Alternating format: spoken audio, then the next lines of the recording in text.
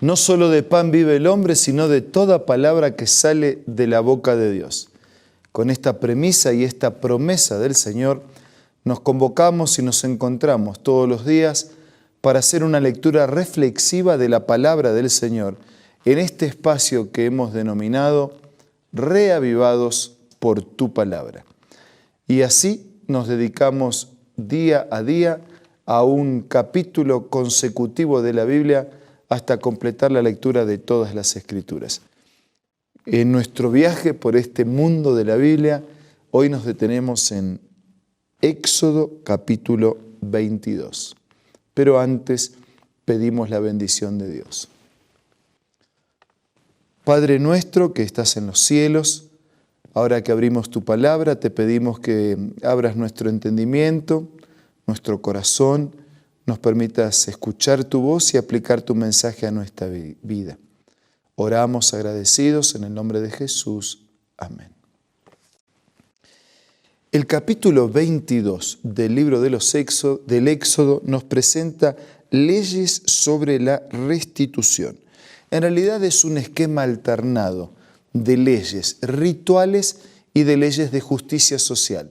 Y de qué manera lo ritual, la justicia social, está conectado con la religión, con Dios, por supuesto, porque Dios y su mensaje de vida nos afecta en todos los momentos, en todas las instancias y en todos los lugares, también en la sociedad. De hecho, la sociedad de hoy sería mejor si todos nos basáramos en los mismos principios que provienen de Dios y de su palabra.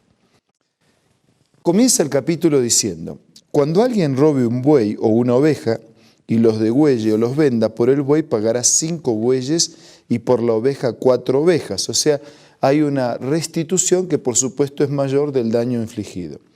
Si el ladrón sorprendido forzando una casa es herido y muere, el que lo hirió no será culpado de su muerte. Pero si es de día, el autor de la muerte será reo de homicidio. El ladrón hará completa restitución y si no tiene con qué será vendido para pagar lo robado. El versículo 4 dice: si lo robado es buey o asno o oveja, es hallado vivo en sus manos, pagará el doble. Si alguien hace pastar en un campo o una viña y mete su bestia en campo de otro, de lo mejor de su campo y de lo mejor de su viña pagará. Ustedes ven cómo tenían estudiado todos los aspectos de la vida cotidiana. Y alguien podría decir: bueno, nosotros no tenemos hoy eso y no está en nuestras manos. Sin embargo, nos muestra, ¿no?, cómo Dios procuró guiar espiritualmente a su pueblo, religiosamente, pero también guiarlos en la conducta comunitaria, social. Desde el versículo 7 en adelante, desde este capítulo 22, del versículo 7 al 15, hay leyes que involucran 3 partes: el prestatario, el prestador y el ladrón. Leemos: cuando alguien dé a su prójimo plata o alhajas a guardar y las roben de la casa de aquel hombre, si el ladrón es hallado, pagará el doble. Si el ladrón no es hallado, entonces el dueño de la casa será presentado a los jueces para que se vea si ha metido su mano en los bienes de su prójimo. O sea, si fue simplemente robado o él tiene algo que ver con ese robo. En toda clase de fraude, ya se trate de buey, de asno, de oveja, de vestido, cualquier cosa perdida, cuando alguien diga esto es mío, la causa de ambos vendrá ante los jueces y aquel a quien los jueces condenen pagará el doble a su prójimo. Y así hasta el versículo 15 nosotros nos encontramos de qué manera el prestatario, de qué manera el prestador y de qué manera el ladrón tenían que enfrentar las consecuencias de sus actos por lo que hicieron o por lo que omitieron. Desde el versículo 10 hasta el 11, el texto se centra en el mantenimiento y la restauración de las relaciones afectadas por la pérdida de la propiedad. Por ejemplo, dice el versículo 10 y el 11, si alguien da a guardar a su prójimo un asno, un buey, una oveja o cualquier otro animal y éste muere, es estropeado o robado sin que nadie lo vea, juramento de Jehová mediará entre ambos de que no metió sus manos en los bienes de su prójimo, su dueño lo aceptará y el otro no pagará.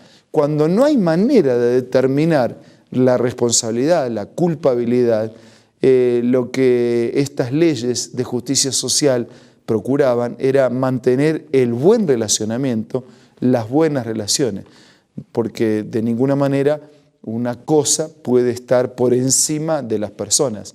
Las personas siempre están por encima de las cosas. En el versículo 16 y 17 se introduce otro tema. Parece que cambiara rotundamente de tema, pero está vinculado al robo. Leamos. Si alguien engaña a una joven que no ha sido desposada y duerme con ella, deberá dotarla y tomarla por mujer. Si su padre no quiere dársela, él le pagará conforme a la dote de las vírgenes. ¿Y por qué está ligado al robo? Porque la seducción es un robo de la reputación. Es una especie de robo de la reputación de una joven y por lo tanto está incluida en las leyes que penan el robo. Miren ustedes, las leyes eran bien abarcantes, bien concretas y también bien específicas. Nosotros seguimos leyendo, versículo 18 dice: a la hechicera no la dejarás con vida. O sea, parece que este tema de magia y hechicería era entrar en un terreno bastante peligroso, de engañar mucho a las personas y que Dios desestimaba, y las leyes sociales de aquellos días también. Cualquiera que cohabite con una bestia morirá. El que ofrezca sacrificio a otros dioses en vez de ofrecérselo solamente a Dios, también la muerte será el resultado. Versículo 21. Al extranjero no engañarás ni angustiarás, porque extranjero fuiste vosotros en la tierra de Egipto. El extranjero era uno de los últimos de la fila, no el último, pero era uno de los últimos. Todavía ocurre en nuestros días. Por lo general, en cada región se prioriza a los de esa región, no solamente de un país, sino incluso dentro de un mismo país. Pero aquí las leyes sociales indicaban un respeto por los extranjeros. No era el último de la fila. Y la manera de respetarlos era recordar que ellos también habían sido extranjeros y que por lo tanto tendrían que ser tratados los extranjeros con comprensión, con apoyo, con paciencia, con cariño. El versículo 22 dice: a ninguna viuda ni huérfano afligiréis. El extranjero, las viudas, los huérfanos eran los últimos de la fila. Y por eso dice: no aflijan, no los aflijan. Ya bastante tienen para estar afligidos con las cosas que enfrentaron en la vida. Ustedes no tienen que ser un problema para ellos, tienen que ser un apoyo. Y eran considerados los últimos de la fila, por eso eran subestimados, desestimados. Pero estas leyes espirituales y sociales, de justicia social, le dejaban un lugar de privilegio, de preferencia, en la atención y en el respeto. El versículo 23 va más allá y dice: porque si tú llegas a afligirlos y ellos claman a mí, ciertamente oiré yo su clamor. Y en ese caso dice: mi furor se encenderá, os mataré a espadas, vuestras mujeres serán viudas y huérfanos vuestros hijos. Y alguien puede decir: pero qué duro, ¿no? Porque parece que la pena era bastante fuerte. Y sí, en algunos casos las leyes eran bien rigurosas. Y no vamos a entrar a discutir el valor de una ley rigurosa o de una ley extremadamente liviana. Ya bastantes discusiones tenemos en la sociedad de hoy. Yo estoy repasando lo que hacían en aquellos días y de qué manera los principios pueden ser aplicados, en este caso por nosotros, por las personas, porque algunos de estos principios tienen que ser aplicados por las leyes, por los gobiernos, por los estados, y eso no está en nuestras manos, a menos que alguien esté vinculado o en contacto y pueda hacer sus aportes en la elaboración o preparación de estas leyes. El versículo 25 nos habla del préstamo del dinero, el versículo 28, no ofenderás a los jueces, el versículo 29, no demorarás en traerme la primicia de tu cosecha ni de tu lagar, o sea, de dedicarle a Dios lo que es de Dios a través del diezmo. Lo mismo habla del versículo 30, el 31 resume y dice: me seréis hombres santos. y habla de no comer carne destrozada por las fieras en el campo, a los perros los echaréis, etc. Me seréis hombres santos. Este es el desafío de Dios para la conducta social, para la justicia social, para la vida en comunidad. Y las leyes de Dios son las que nos marcan el camino para ser justos. Ni todo está en nuestras manos. Las leyes no están en nuestras manos elaborar, pero los principios de justicia y de santidad es nuestra responsabilidad incorporar en nuestra vida. Ahora vamos a orar y pedir a Dios que nos bendiga para ser justos y correctos en nuestra convivencia.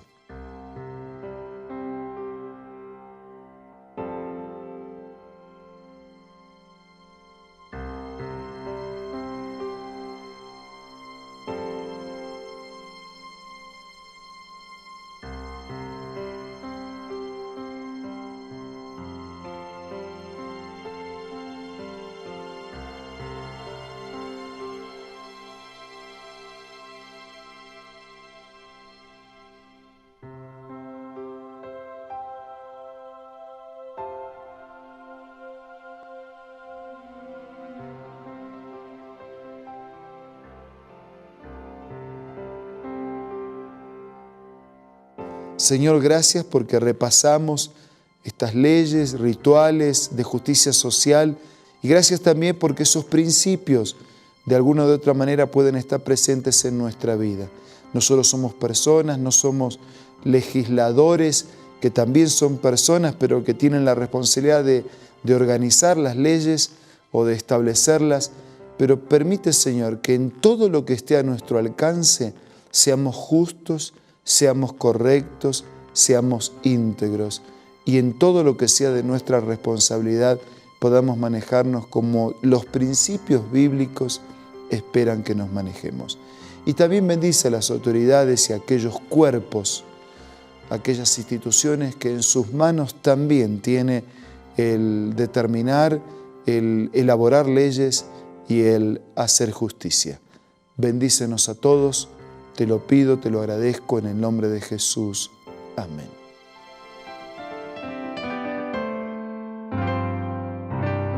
La Biblia, la palabra de Dios, es una carta donde nuestro Creador expresa su amor hacia la humanidad.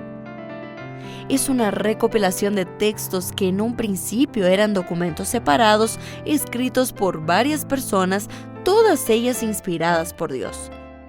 Primero en hebreo, arameo y griego durante un periodo muy dilatado y después reunidos para formar la Biblia cristiana. Está dividida en dos grandes secciones, el Antiguo Testamento con 39 libros y el Nuevo Testamento con 27. En la Biblia se desarrolla la historia de la salvación de Dios al hombre.